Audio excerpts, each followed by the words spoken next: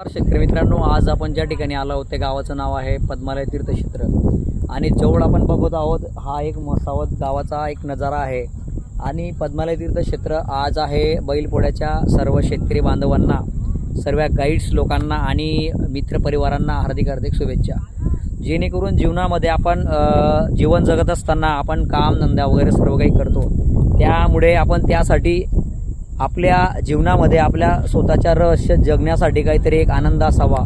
त्यामुळे निसर्गाने सांगितलं आहे वृक्षवल्ली आम्हा सोयरे वनचरे, त्यामुळे प्रत्येक मित्रांनी एक वृक्ष तर लावलंच पाहिजे। पण वृक्षाचे आपण बघू शकतात आज पद्मालय नगरीमध्ये एवढे डोंगर दऱ्या दिसत आहे आणि हा पद्मालय रोडावर आपण अशा चांगल्या पद्धतीने इथे फिरण्यासाठी नजारा एकदम खूप चांगला दिसत आहे आपल्याला आणि आलेलो आहोत। आणि या ठिकाणी सुंदर असं वातावरण आहे, बाजूलाच पाहिलं गेलं तर गिरणा नदी दिसते आणि इकडे एक तलाव आहे बघा, एक छोटा तलाव आहे।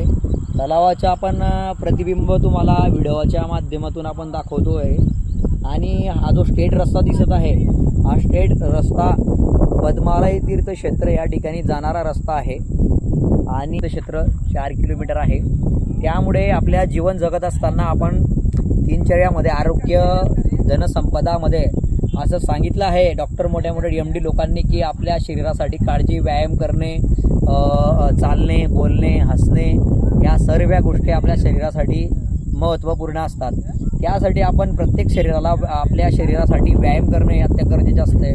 मोठ्या निसर्गरम्यामध्ये आपण फिरायला पाहिजे। या गोष्टी आपण आपल्या समाजामध्ये किंवा जेणेकरून आपल्या समाजामध्ये सांगत असताना महत्त्वाची गोष्ट मी तुम्हाला सांगू इच्छितो मित्रांनो या व्हिडिओच्या माध्यमातून की जे पेशंट लोक असतात की त्यांना दमाचा आजार असतो, कोणाला हार्ट अटॅकचा आजार असतो, कोणाला थायरॉइडचा आजार असतो, कोणाला कॅन्सर असतो, कोणाला एड्स असतो, ते आपले मित्रपरिवार असतील, इतर लोक असतील, त्यांना हा व्हिडिओ पोहोचवा आणि त्यांना सांगा की निसर्गरम्यामध्ये या, ध्यान करा, साधना करा। या ठिकाणी बसू शकतो आपण, ध्यानसुद्धा या ठिकाणी करू शकतो, म्हणजे आपलं मन एकाग्र करण्यासाठी एकमेव ठिकाण आहे।